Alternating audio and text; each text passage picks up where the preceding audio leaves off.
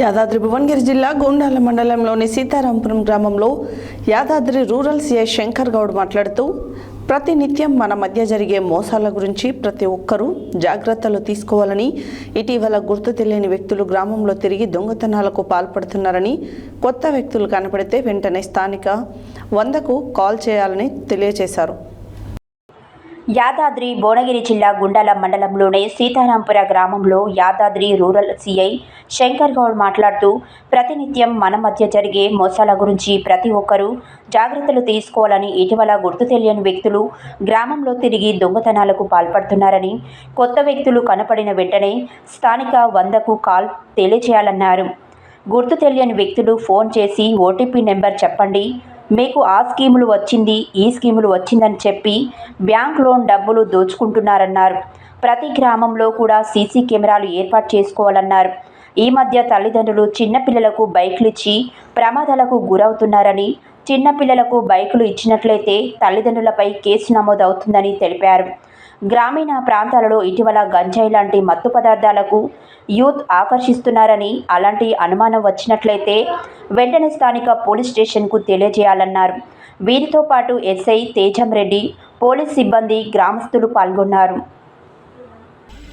అన్ని గ్రామాల్లో పెడుతున్నాము. అందులో భాగంగా ఈరోజు గుండాల మండలం మీ సీతారాంపురం గ్రామాన్ని ఎంచుకోవడం జరిగింది. ఈ మీటింగ్ యొక్క ముఖ్య ఉద్దేశం ఏంటంటే సీసీ కెమెరాల ఆవశ్యకత. సీసీ కెమెరాలు ఉంటే ఏ దొంగతనం జరిగినప్పుడు కానీ, లేకపోతే నేరం జరిగినప్పుడు, ఒక మర్డర్ కావచ్చు, లేకపోతే కొట్టడ కావచ్చు, ఒక చిన్నపిల్లలు మిస్ అయినప్పుడు కానీ, మన తుర్కపల్లిలో చిన్నపిల్లలు మిస్ అయిపోయారు. ఓలో వచ్చి ఇంతకుముందు ఇక్కడ పేపర్లు ఏరుకుంటారు, వాళ్ళే ఎత్తుకపోయారు, మా పిల్లల్ని కిడ్నాప్ చేసి రైదానంటే అప్పుడు ఆ సీసీ కెమెరాలు వెతుకుంటూ పోతే ఇద్దరు పిల్లలు దగ్గర ఆడుకుంటారు. అది పెద్ద సంచలనం, అందరికి వీడియో చెప్పారు, అందరూ చెప్పారు. అలాంటివి ఏమైనా ఉన్నప్పుడు మనకి ఈజీగా మనకు బయటపడుతుంది. మన గ్రామంలోకి వచ్చే కొత్త వ్యక్తులు, మన గ్రామంలో జరిగే నేరాలు ఏదైనా కూడా మనకు బయటపడుతుంది. మనిషి అబద్ధం చెప్పొచ్చు కానీ సీసీ కెమెరాలు అబద్ధం చెప్పచ్చు. ఎన్నో విధాలుగా ఉపయోగపడుతుంది సీసీ కెమెరా పెట్టుకుంటే. కాబట్టి గ్రామస్తులందరూ కూడా మీ గ్రామంలోనే కొద్దిమందిని ఒక కమిటీకి ఏర్పాటు చేసుకొని వాళ్ళు మీ దగ్గర నుంచి మీరు ఇచ్చిన విరాళాలు ఏదైతే ఉంటాయో దాంతో ఆ కెమెరాలు చేస్తారు. ఒకవేళ మీ ఊర్లో ఇచ్చిన విరాళాలు తక్కువగా పడ్డప్పుడు, ఇంకా వేరే సోర్స్ ఏమైనా ఉన్నప్పుడు మేము కూడా దానిలో గలీజ్ అయినా సరే మీకు కెమెరాలు పెడతాం.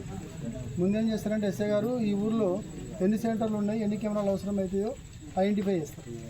ఐడెంటిఫై చేసిన తర్వాత మీ గ్రామస్తులు అందరూ కలిసి పెట్టుకోండి. ఇప్పుడు ఎందుకంటే మీరు ఇప్పుడు చూస్తున్నారు 1,20,20,000 తులం బంగారం అవుతుంది.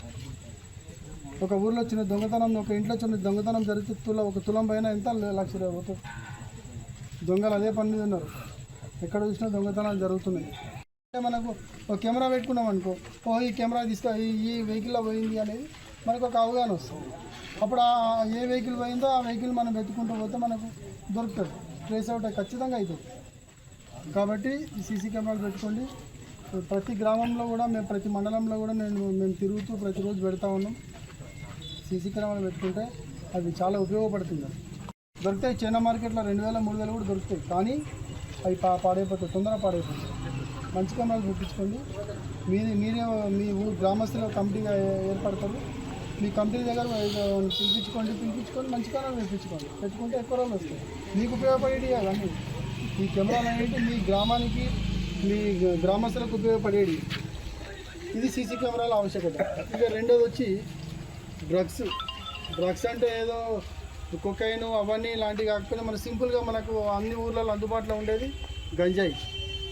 ఆకు రూపంలో వస్తుంది, పౌడర్ రూపంలో వస్తుంది, లిక్విడ్ రూపంలో కూడా దొరుకుతుంది, చాక్లెట్ రూపంలో కూడా వస్తుంది. హైదరాబాద్ సిటీలో కొన్ని స్కూళ్ళు, కాలేజీల దగ్గర పిల్లలకు అమ్ముతున్నారు చాక్లెట్, గంజాయి చాక్లెట్.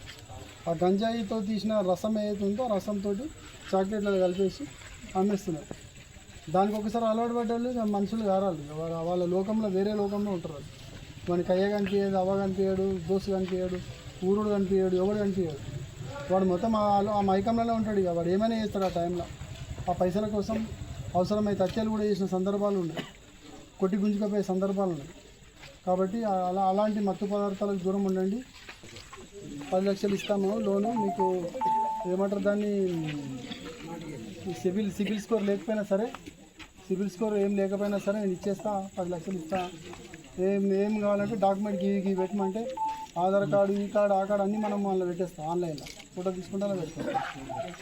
పెట్టిన తర్వాత ఇక రావు ఏం చేస్తారు డాక్యుమెంటేషన్ ఫీజు కట్టు ₹1,00,000 కట్టురు అంటే వాడు మనకు అప్పిస్తున్నా మనం వానికి అప్పిస్తున్నాం అర్థం చేసుకోవాలి. మనకు అప్పిస్తాడు ఇవన్నీ ఎందుకు అడుగుతాడు, మనం లక్ష చేస్తాము. తర్వాత ఈ ఫీజు ఆఫీస్ అని ఇంకొక 40,000-50,000 కట్టిన తర్వాత ఇక అయిపోయామని ఫోన్ నెంబర్ స్విచ్ ఆఫ్ వాడు ఎవడో కూడా తెలియదు.